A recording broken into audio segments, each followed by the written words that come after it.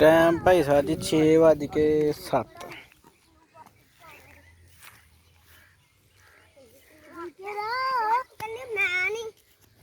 जाने ने क्यों मारन दिया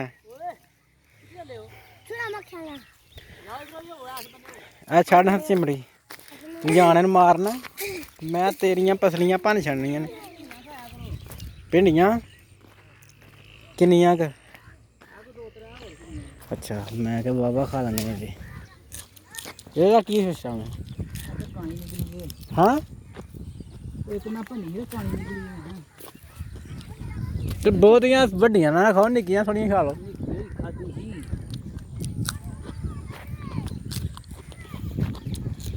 ਇਹਦਾ ਫੰਕਸ਼ਨ ਕੀ ਹੁੰਦਾ ਅੱਛਾ ਜੀ ਉਹ ਢਾਡੀ ਭੈਣ ਜੀ ਇਹਦੇ ਨਾਲ ਤੇ ਕੰਡੇ ਹੀ ਬੜੇ ਨੇ ਇੱਕ पता की है हाँ जी एक भिंडी दे विच देखो 3-3 डंडे निकल आए ने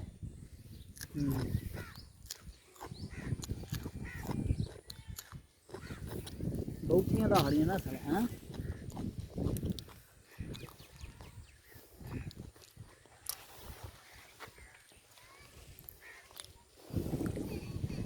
इंसान वास्ते चंगी हुंदी है चीज अच्छा जी हां जी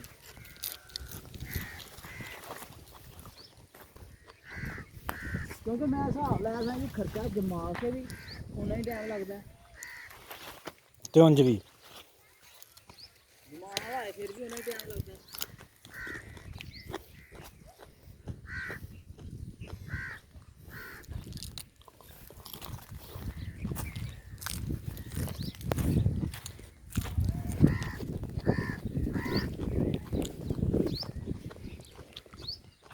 पापा किथे आ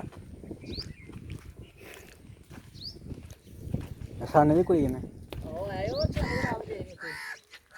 ठीक है की करना